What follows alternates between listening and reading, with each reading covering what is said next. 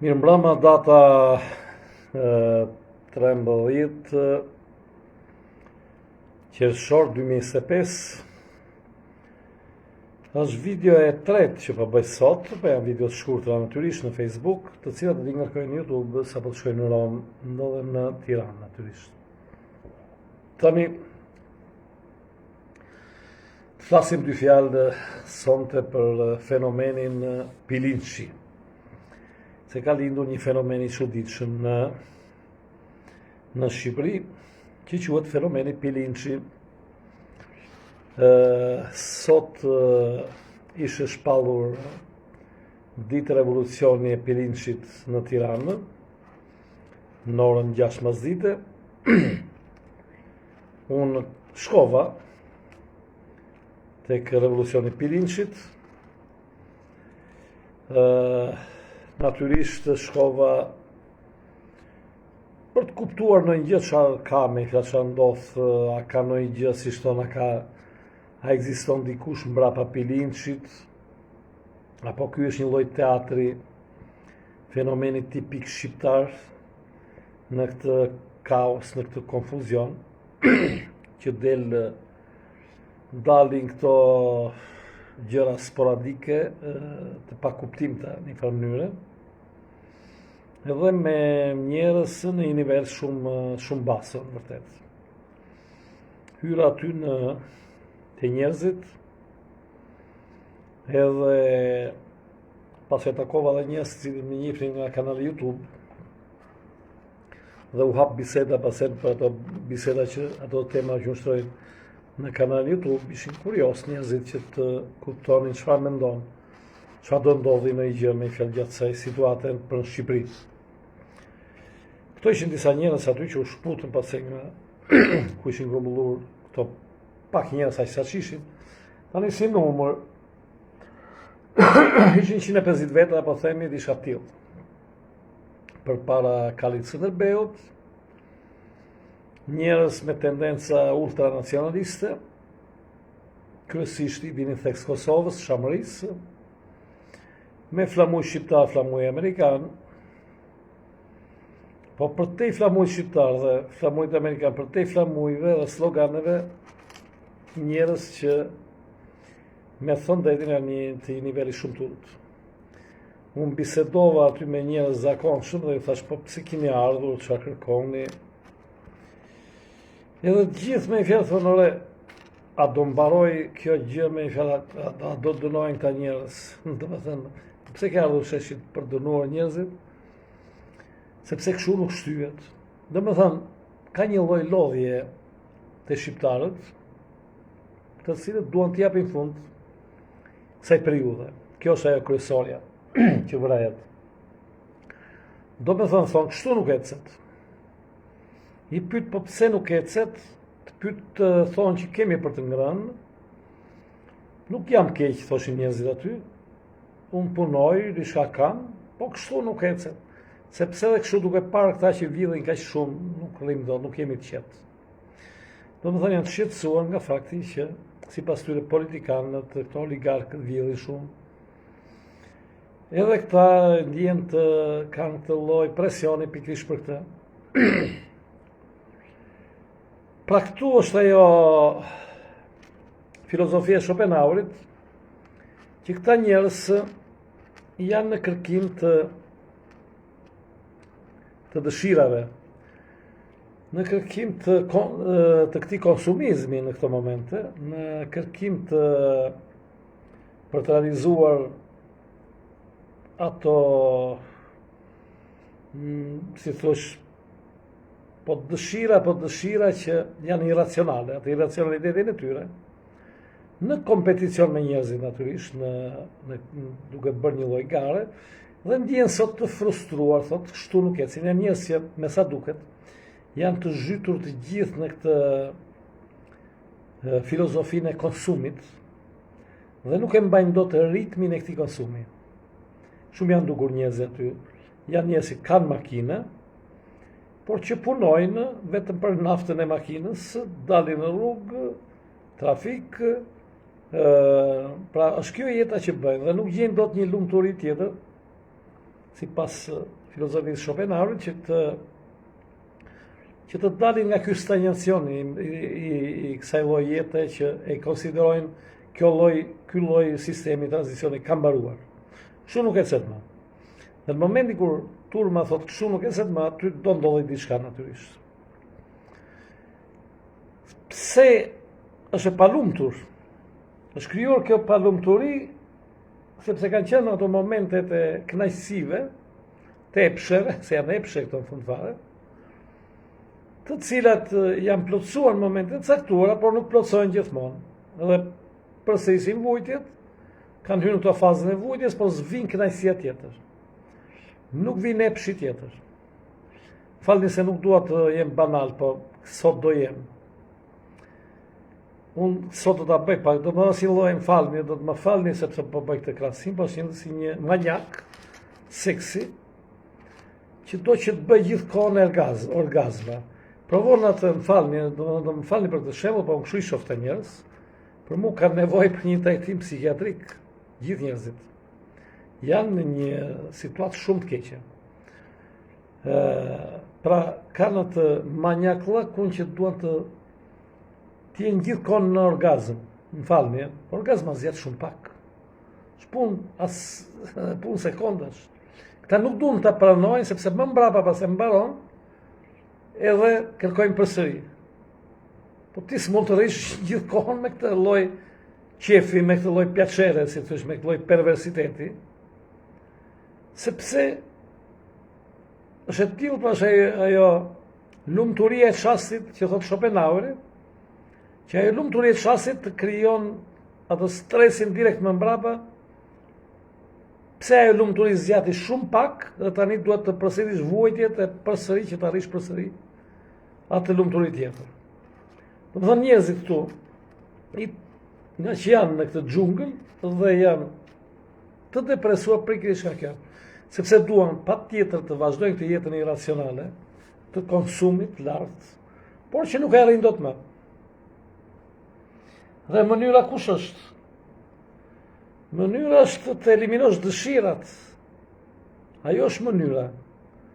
Do të thënë, dëgjoja sot njerëz aty, që nuk jetohet me 700 euro.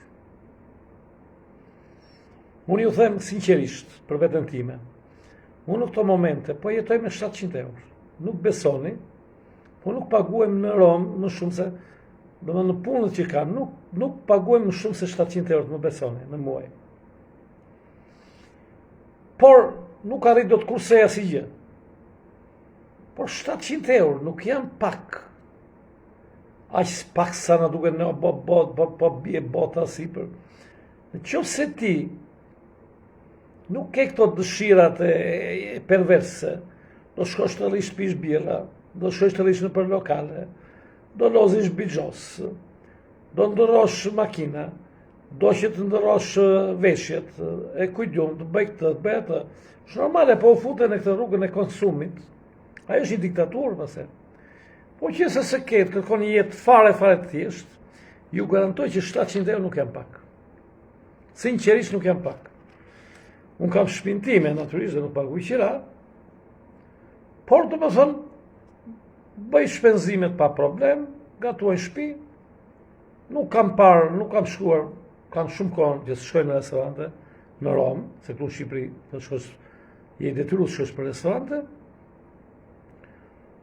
Jam i qetë, jetoj mirë, dhe nuk ja kushtoj. Që në orën 10 të mëngjes, ju them sinqerisht, dhe deri në 2 natës, kohën e ndaj për këto gjëra që bëj. Në kanalet YouTube, qoftë Shqip, qoftë ato të shkollës, edhe përgatitje leksionesh, ato pak leksione që kam, leksionet thash që nuk më japin 1000 euro muaj. Më japin më pak se 1000 euro muaj, pra u jeto kërka. I di që kemi jetuar në Italinë në vitet 90 me bursa shumë të ulta nga Shqipëria, edhe arrinim me fjallë ishim të lumtur, sepse s'kishim tendencën e konsumit. Pra në këtë lloj sistemi, diktatura është konsumi. të zhysinjtat e konsumit, duhet edhe kjo, duhet edhe ajo, dhe sepse ka tjetri. Sepse nuk jeton vetëm, jeton bashkë me tjerët. Dhe do zhytesh në trafikun e Tiranës, në smogun e Tiranës, gjithë me një makinë apo dy makina, kur do me thënë Tirana mund të ishte shumë e bukura, që të i zhduknin gjitha makina dhe të ecin njerëzit për bukuri, si që ka nesur dikur të forcojnë atë transportin publik të autobuzave. Edhe bëhet qyteti kualifikohet aq mirë, pa e bën njeri këta mbrapa askush. Pra janë zhytur në këtë tani njerëzit. Dhe duan se s'bën të ndryshoj diçka. Kjo ishte turma e Pilinçit sot. Që nga Pilinçi dhe gjithë ata që morën fjalën atje tek mitingu, niveli kulturor i tyre është basso, livello ma bassissimo.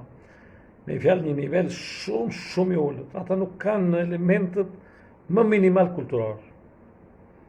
Nga pikpamja fetare, nga pikpamja filozofike, nga pikpamja shkencave, çdo gjë me fjalë që nga pajisneve me dijet ndryshme, pikpamja historike, filozofike, janë njerëz që çfarë themon, nëse ata i pyet për gjëra që mësohen në shkollë, dhe ju thua që Shqipëria është që po jeton një analogji me Francën e 2 shekujve më përpara, hapin sytë nëse se din që ka qenë Franca e revolucionit francez, po thonë na e kanë thënë një francez në thoshte një sot aty. Thashun ky tani po vjen dhe do ndryshoj Shqipërinë tani Pilinçi. Po me këta njerëz do ndryshoj Shqipërinë. E çfarë do thonë ata aty? Gjëra UÇK. Akoma me këto. Kosova, Çamëria. Se po bashkohet Shqipëria etnike. Shqipëria natyrale. Këto janë gjëra që mund t'i thonë dhe Kalamajt 5 vjeç, se i thonë ata Kalamajt 5 vjeç, i djojnë nga prindi, janë gjëra aq të lehta, aq të thjeshta sa i thuti, po me këto do ndryshosh vendin sot. Në kuptimin që ta çosh në ekuilibër, sepse nivelin e zhvillimit në atë nivel do kemi, po nuk është problemi që të rendim patjetër tek gjërat materiale na shkatrojnë fund fare. Jo, po të vini re në Itali, nuk ka trafik e Roma si dikur, ka më pak trafik. Njerëzit në Shqipëri, në Itali, në Rom, unë bisedoj me njerëzit, janë rikthyer një lloj jete një çik më të reduktuar, më të thjeshtë. Me presim rinia. Po moshat e sipër nuk merren, sepse dikur ju ka i kishte hyrë qef dhe atyre ky konsumizmi, për kanë reduktuar, edhe janë më të qetë. Vërtet, sepse konsumi pase çonte alkooli, çonte droga, çonte bixhozi, çonte veset. Te veset e poshtë do me bë para të si bën, një i fiton, 5 herë humb. Gjithë ato janë strese, gjithë janë akumulime, pakënaqësish. Edhe fjalimet që u mbajtën aty, fjalimet të vakta shumë të varfra. Kemi ardhur, thoshe njëra nga Amerika dhe vajta për një jetë më të mirë, budalla që. Dhe atë eksperiencë që kam krijuar aty, po e bie tani se do bëj Shqipërinë, po çfarë ke eksperiencë? Se vajte lave pjatat në Amerikë, apo lave shtëpiat dhe këtu tani kaq shumë nevojë tani të po bësh ministër në Shqipëri me ato pjatat që lave atje, apo nëse ke bërë ndonjë gjë. Si mund të bëjnë këto gjëra? Pilinçi më kujtoni çik Papalardo në Itali. Po Papalardo, se s'pa më kujtohet emri Papalardos, i është shoqëruar general në Itali, nuk e di si doli e njëri. Dikush do të nxorë shërbimet sekrete. Në momentin e pandemisë, kur filloi që njerëzit donin që nuk duronin dot më që të rrinin mbyllur, filloi pa flitë edhe për vaksinimin. Dhe del Papalardo si figurë general, një njeri di bassa kultura, dhe i shumë bassa kultura. Dhe u kritikua natyrisht e ullën gjithë të pjesa tjetër, por doli si shpëtimtar general, dhe për momentin a i duhej në vërtet, sepse doli në majnë qershorin e 2020-ës, që në ato momente duheshin njerëz për të kundërshtuar diktaturën. Edhe më kujtohet në Piazza del Popolo, njerëzit që mblidheshin rreth Papalardos, dhe aty ishin njerëzit më ata instinktivët, që janë më xhelozët, për shembull, që janë xhelozë për emigrantin. Thot, s'ka për mua, thot, sepse qeveria italiane i jep fëmijës një emigrantit haj makarona. Njerëz të këtij niveli dhe aty. Në atë kohë, më kujtohet. Dhe unë marrë fjallën, tani janë dhe gjërat momentit që i kemi bërë dhe i quajmë dhe budalliqen vërtet. Sepse unë, por jo se s'jam konshient për atë që kam thënë se i kam thënë edhe për të tërhequr vëmendjen, të ju them vërtetën, sepse kam kaq eksperiencë. Edhe them që do bëjmë ushtari Papalardos. Preferoj, thashë, këtu sot unë do bëjmë ushtari Papalardos. Edhe njerëz më qeshin me këtë që kam thënë atë, po tani ushtari Papalardos unë bërë, po u zhduk Papalardo e tani. Ky është problemi, se unë jam akoma. Më kujtohet një organizator në shumë protestave vërtet në Romë, i cili akuzohet kot, natyrisht, për terrorizëm. Kot fare. Se nuk ka bërë asgjë. Akuzohet për terrorizëm, edhe mirë për nuk e thërrisnin. Tani akuzove për terrorizëm tjetër, pas tjetër, merren pyetje. Nuk e merrnin fare, vetëm i çu një letër aty artikulli 270, terrorizme internacionale, kotëm kot aty, bën një prekuizicion të zyra pa prova pa gjë fare Italia. Ai nuk u shqetësua se vrau me një shumë, faktisht. Dhe i marrë një intervistë gazetari, thonë, po çfarë bëhet, thot, me gjyqtarin që të akuzoi për terrorizëm. Dhe ky thot, në fillim thot isha i kërkuar unë, kërkonte gjyqtari, thot. Dhe nuk, ose s'më gjente, me që duke më kërkuar. Kurse tani thot i kërkuar është gjyqtari, thot, po s'pa gjej dot, thot. Që ti the more, më bëre këtë po çfarë për çfarë prurë këtë letër, çfarë do bëj. Ja arkivuan natyrisht, nuk i bën asgjë. Ishte një letër që nisën kështu më shumë për të futur frikën shumë herë, që do një gjë si u pëlqen edhe përdorin gjykatat, përdorin njerëj për të bërë një denuncimi gjë. Pra dhe tani është i kërkuar Papalardo. Mbajni mend që mbas një 2 muajsh do jetë i kërkuar Pirinçi. Se Pirinçi erdhi si me kështu si me sus tani. Nga doli Pirinçi. Profesor Pirinçi. Po më kujtohet një që më thoshin mua, profesor doktor Tukino më qurin mua. Nuk e di pse ma mund jemi Tukino, Vladimir Tukino, Vladimir Dugin, ndofta me këtë filozofin Duginin rus, nuk e di. Edhe tani profesor Pirinçi, them drejt mi faride, mu më vjen me qesh, ju them sinqerisht. Sepse profesor Pirinçi thot një të dllafe gjithmonë. Të një të dllafe gjithmonë, për ca budallej shkuan aty sot. Se ata që shkuan, ata nuk bën dot gjë. Çfarë do bësh me ata? Morën flamurin shqiptar, flamurin italian, dhe ambasadën e kemi tonë, më thënë tani. Ambasada është e jona, thonë, e kemi ne ambasadën amerikane. Këto teatro, në Itali nuk i shef, me thënë dhe nuk i dëgjon dot.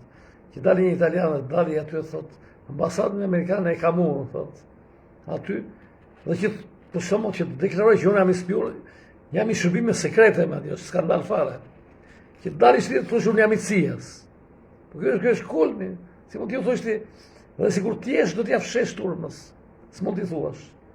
Jo më që ti bësh për vetë edhe një shqiptar, do ta shkatrush, jam i CIA-s, kështu që hajdini mbrapa me ju se shufi to kërke besueshmëri, po thosh jam me CIA, jam me shërbime sekrete. Këto quhen fenomene shqiptare, çuditshme janë. Nuk e di, do studiohen në njerë këto, por janë lëvizje patologjike këto, i këto janë lëvizje të lujturve mensh, me thënë drejtën, në falni janë, se do thënë, nuk e kuptoj çfarë. Por ajo që të bënë, ata që janë aty, i kam bërë sot, pilin që gjithë tjetë ishin veshur mirë, unë si shej veshur mirë, ta ishin veshur me kostume, të erë, ta e kujdun atjetja, po përveç kostumit, gjithë tjetër në kokë s'kana. dy llafe nuk din t'i lidhin, gjithë me letra, me zy lexonin, aty analfabet. Por njëri thot jam ministri i financës, njëri jam ministri i kësaj, quajmë vetë si u bën ministër. Ku diu, është teatr, ju betojmë, unë largohem natyrisht, nuk mund merja fjallën me këto, sepse ndoft, po të merja fjallën, formalizmu t'i e bja një falenderim, sepse faktikisht t'i japin fjallën. Dhe ju thosh bravo, vazhdoni, se ju po bëni revolucionin, ju do shoqëria, për ju ka ngelur Shqipëria tani, sepse tani ju do t'i rrulloni gjërat. Shumë qesharake, një problem është ky tani aty. Aty janë hedhur çik para sot. Jo shumë, po një sasi e konsiderueshme. Sepse unë këto shpenzimet e aktivitete i njoh mirë. Sepse i kam bërë. Dhe zakonisht për të patur atë teknikë që kishin sot ata të organizimet e tjera, duhen ca mijëra euro, nuk duhen qindra euro, duhen ca mijëra euro. Pra kur them ca mijëra euro, duhen ca 10 mijëra euro, 10 apo 20.000 euro, kështu që këtu dikush edhe losë, tallet me neve, bën eksperimente, krijon teatra, që të krijohet konfuzion, që mos kuptohet gjë fare çfarë po ndodh.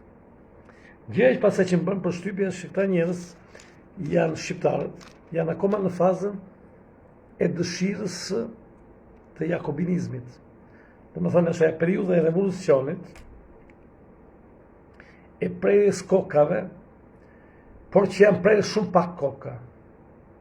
Domethënë nuk janë të kënaqur vetëm faktin që Ilir Meta është në burg, Helion Veli është në burg. Ju duket shumë pak kjo.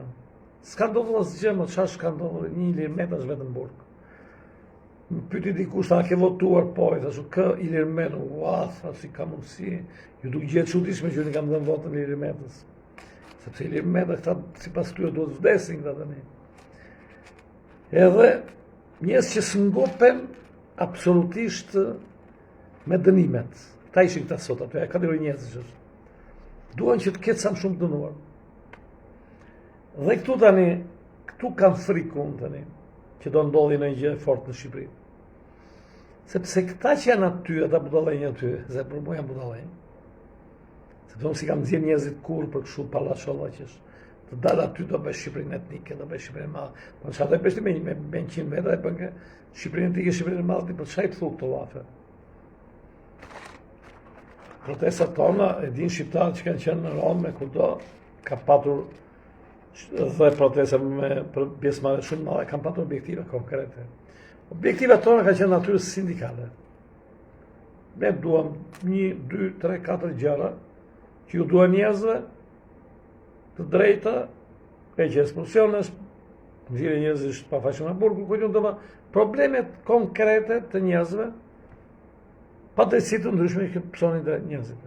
Kanë qenë gjatë shumë të fokalizuara, sa po i takoja, thoshe është takimi me prefektin javës që vjen, data ka që është takimin, ne kërkojmë 1, 2, 3, 4 gjëra, ose takimin ministri, dhe na duhet ky manifestim për të ngritur zërin, për ta përforcuar këtë takim. Domethënë, ky ka qenë shumë e qartë tek neve. Domethënë objektivi ka qenë shumë i qartë, nuk ka qenë objektiv të bëj revolucionin. Sepse s'mund ta bëj dot revolucionin, se do të dëshiroj ta bëja. Po çfarë do bësh revolucionin me kështu bëhet revolucioni. Se burët sa flamuj shqiptar, sa flamuj amerikan, dhe thaj Kosova Republika aty. Kosova e kujtuna. Ta budalli që dëgjojmë gjithandej që na është mbushur koka, kaq do i dëgjosh aty. Pra, por me fjalë dikush los me këtë gjë, që t'i bëj njerëzit sa më konfuz, që mos, dhe ajo që mendoj unë tani, se që më bëtë pyetja çfarë do ndodhi, unë them me atë që shoh tani këtu në Shqipëri, them që këta do të shtojnë ritmet e spakut. Sepse do të japin fund asaj që quhen tranzicion këta. Do të japin se s'bën, nuk mund ta zgjasin më tani, për arsye se njerëzit janë mëzitur. Do thënë, kur njerëzit thonë kështu se të më, do bëhet gjithmonë një ndryshim që të kënaqen epshet e njerëzve, se nuk janë kërkesa këto. Këto janë epshe. Janë kërkesa iracionale, janë dëshira. Sepse ata njerëz aty, asnjë prej atyre njerëzve s'ka dëshirë të studiojë. të bëhet i ditur, të kulturohet, të argjoj pjesë të ditës me vetë të mësoj gjërat, si funksionojnë, si funksionojnë, të formohet, të krijoj një edukat për vete, për familje, për njerëzit e tjetër, të hapi diskutime, debatet, aty nuk ka njerëz. Ata thjesht do mbajnë një flamur shqiptar, flamur amerikan, do thonë dërën, ne kemi Amerikën me vete, thonë. E zbuluam tani pas edhe Amerikën me vete. Hej, zotja, edhe dikush thoshte, po si ishte mundu dhe se i le ambasadë amerikane që të thonë kështu, a i kam vërtet ta me vete, thoshte në Amerikën. Nese, me qëse njerëzit janë të tillë, janë bosh, janë bërë komplet bosh njerëzit, të është problemi.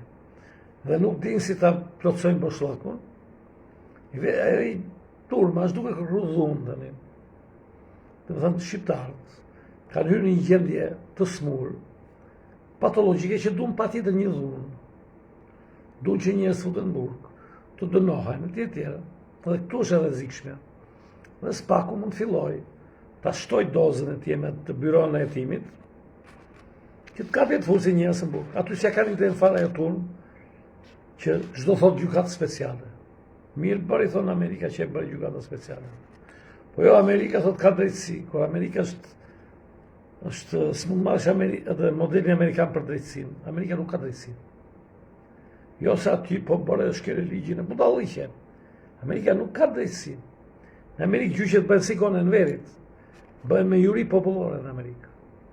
Kini pasysh Enrico Forten në Itali. E mori Giorgia Meloni nga Amerika se e gjyqin që i bën ati skandal fare.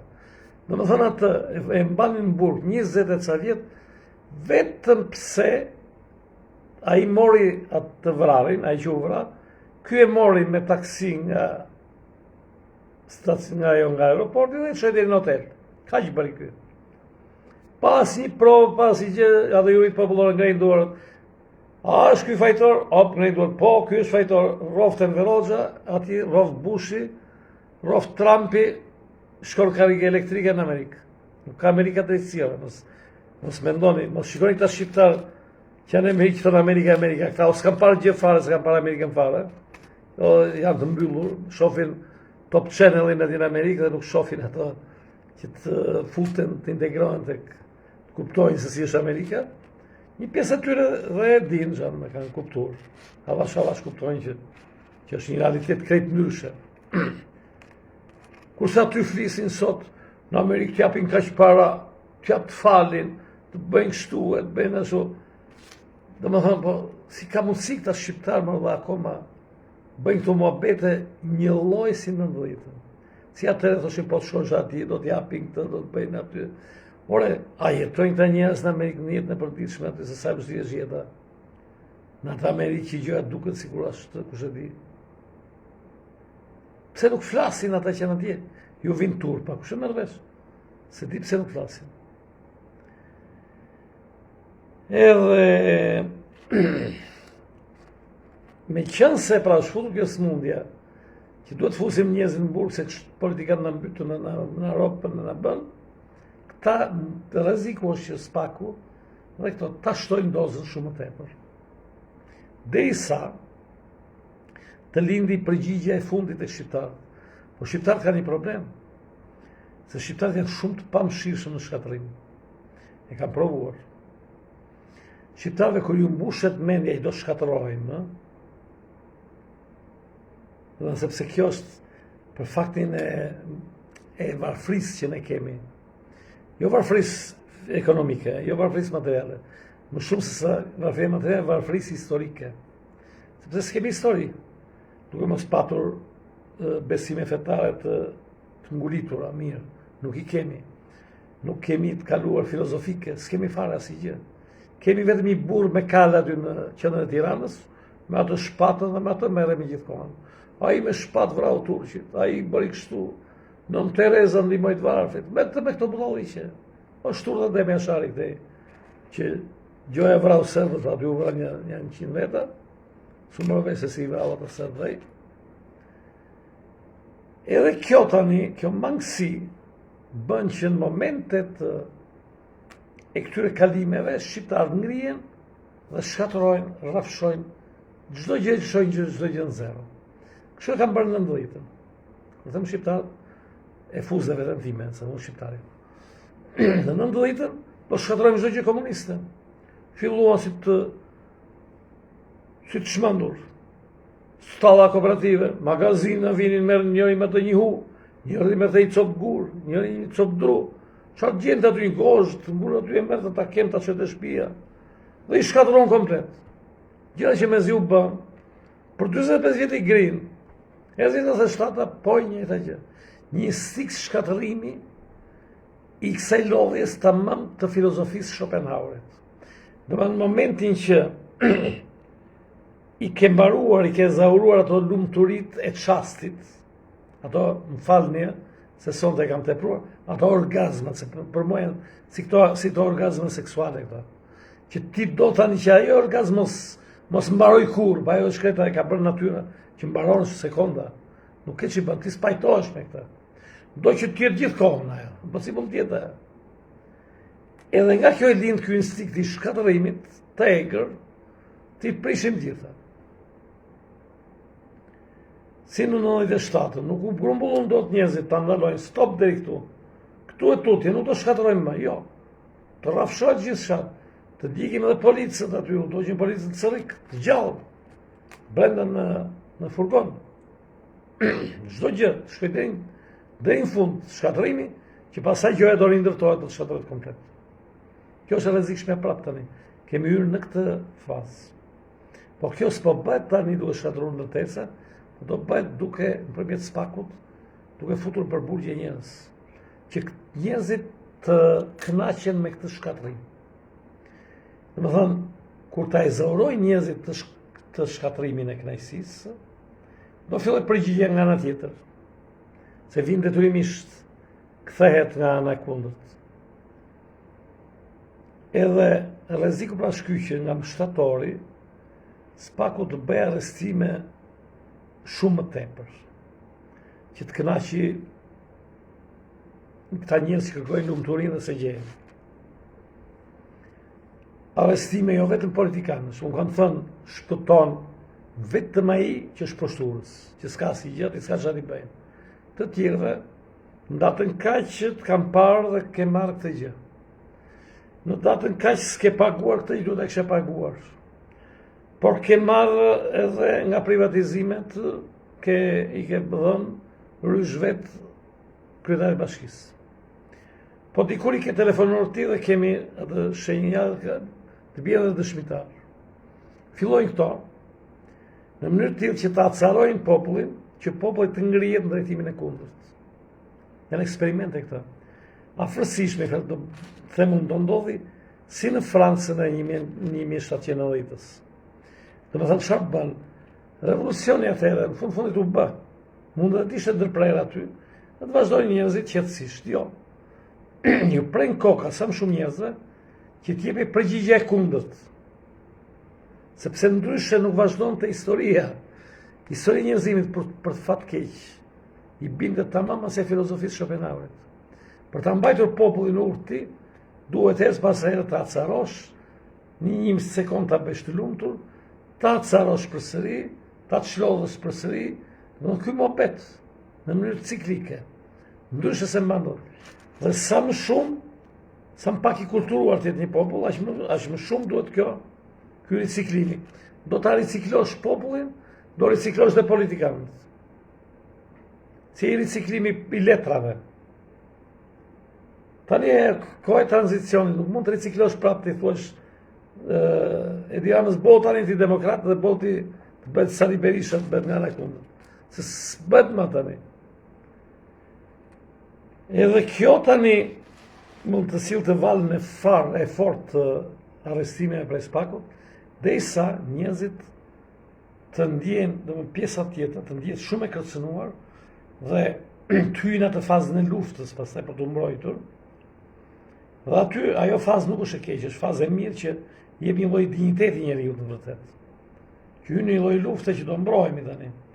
Atëherë kur të filloj kjo luftë, që të mbrohemi dhe njerëzit shkojnë kundër spakut pastaj. Në atë moment, them unë, ai është momenti se po bëjmë si Pilinçi dhe unë fakisht, por aty është momenti i arrestimit të Robespierrit. Robespierri është Tirana. Momenti i arrestimit të Robespierrit, aty pastaj përfundon edhe kjo faza e keqe e revolucionit, dhe ku përmbysen gjëra dhe fillon një fazë tjetër me qetje, e cila zgjat 20-25 vjet ajo. Pas 25 vjet do rikthehet përsëri, ciklet përsëri. Këtë punë ka patur njerëzimi, që kur është me mira vjet. Këtë mohabet ka bërë. Kush është ai qeveritar, perandor, mbret e tjera, që s'ka thënë që në moment që ai për në front ka thënë tani më në fund populli e fitoi lirinë, sepse jam unë tani dhe ka lirinë. E kanë rëzuar dhe e kanë quajtur diktatorin më të madh, kanë prur tjetrin, kanë rëzuar njërin, kanë rëzuar tjetrin. Shoqëria njerëzore në këto drejtime. Pra kjo ka qenë sot e Pilinçit. Një teatr, për fat keq pra jemi në këtë fazë të vështirë, nuk është e lehtë kjo fazë, është fazë shumë e vështirë, e cila është e kushtëzuar natyrisht dhe nga kjo ndarje gjeopolitike, se çfarë do ndodhi në Ukrainë, u sulmua Irani për Izraelit, dhe kjo është një pikë pyetje. Tani, do me thënë, çdo bëhet me Ballkanin, do ta mbajë Amerika, thot njëri, do ta mbajë me Europa, do me këto do ta mbajnë të tjerët. Po çfarë do bëjnë shqiptarët? Edhe në nivelin e botës, çfarë do bëhet me numrat? Do me thënë, po ta vini re, këto tani duan që të vazhdoj ajo ide e infinitit. Gjithë të mbytur në borxhe, shtetet mbytur në borxhe, privatët në borxhe, ndërmarrjet në borxhe, po borxhet s'paguhen. S'ka gjë, nuk paguhen, paguhen vetëm interesat. Dhe ecim përpara kështu. Edhe po të vini re, godasin ata njerëz pasaj që konsumojnë. Do me thënë, taksat që vijnë të pasurve, të vendit, në vërtet nuk janë taksa që, se dikush e mendon, thot, paguajnë taksat shtetit që shtetit bëjnë shërbim ty, që të rikthej diçka shteti. Jo.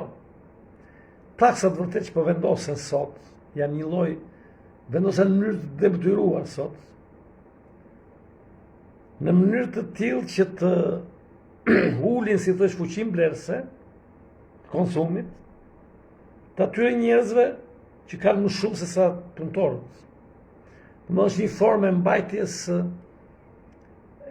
një formë e heqjes së parave nga qarkullimi për të mbajtur në kontroll inflacionin, për të mbajtur në kontroll çmimet. Pra bën pjesë tek kjo politikë edhe heqja taksave, edhe rritja taksave. Dhe natyrisht do i shtojnë akoma më shumë taksat, në mënyrë tillë që mos t'i lënë mundësi. Do të thënë, këta duan një lloj qeverisje të tillë, fakisht. Duan që kush ka para shumë, që ka bërë miliarda, të kënaqet sot duke numëruar ato miliardat. Ti shtoj. Nga 1 miliard i bën 2, i bën 3, i bën 4, por pa i futur këto miliarda në tregun e konsumit. Pra pa bler shtëpia, pa bler terrene, toka, pa bler gjëra konsumi, që të mos shkarkohet në inflacion. Por çfarë bëjnë? I marrin këto miliarda dhe i fusin, shpikin budalliqe në tregjet financiare. Një thot Bitcoini, një thot kriptomoneta Trump, tjetër shpikigje tjetër, dhe më thënë, gjëra që quajnë gjëja prodhime produkti financiari, që s'janë asgjëja, pa që aty të ka asgjë, grumbullojnë parat. Por rreziku është që këta që kanë këtë asgjën, në momentet e caktuara vendosin me një tjetër, dhe thonë, këta asgjën që kemi, se janë para, është një para inflative e ndërtet. Në atë po ta hedhësh në qarkullim, e thjesht rrit gjithë çmimet. Është një para që nuk ka një korespondent material ajo. Një para e vidhur, po është letër. Janë numra, në fund fare. Por këta numra, këta her pas here i hedhin, konkurrojnë me ekonominë reale dhe i hedhin të prodhimi i armëve. Do bëjmë luftë. japin Europës 800 miliard. 1.000 miliard dollar e Eurobond, thot. Po të japim 1.000 miliard se letra e në të shkretër, numra janë, po ti do brej sharë dhe ne s'po të ashnojmë të borgjet.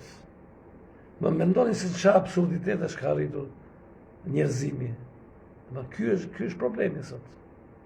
Kjo është kontradikta që s'po merret vesh në se kush është drejtimi, se ku po shkojmë. Dhe ndaj është një moment shumë i paqartë në gjithë botën. Dhe ndaj s'po bëhet qeveria në Kosovë, ndaj nuk bëhet as qeveria në Shqipëri, dhe ndaj Edi Rama nuk do jetë kryeministër. Dhe unë këtë e besoj. S'ka për të qenë Edi Rama kryeministër. Edi Rama, si themun nga kjo video, gjej mundësin, aty me shtatorit tiki të largohet nga Shqipëria, më mirë, se sa të bëjre atë fundin e Robespierit, sepse do të nxisin këta që i bëj arrestime tjera, arrestime, dhe sa të vi përgjigje e fundit që thonë arrestoni tani Edi Ramën, sepse u mërzitën në neve duke në arrestuar gjithve Edi Rama. Edhe aty pasaj hapet një fazë tjetër. U kështu e shoh, aty hapet qeveria teknike, por jo qeveri teknike e Pilinshit. E kjo Pilinshit është zhurma për qeveri teknike.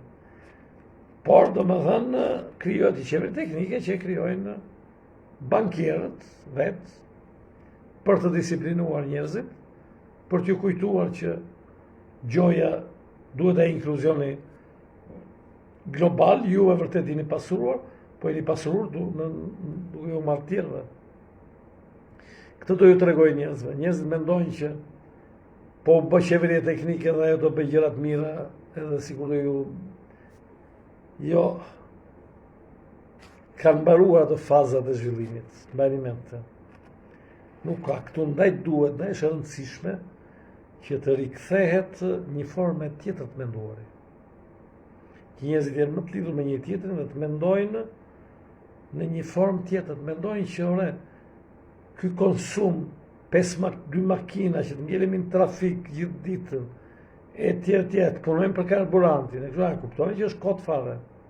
Atë pse ne duhet një farë të rebelojmë ose kur bëjnë zgjedhjet, zgjedhemi këtë bashkëqesh që na premtojnë që do të heq fare makinën nga rregullimi, për shkak se do ta reduktoj trafikun.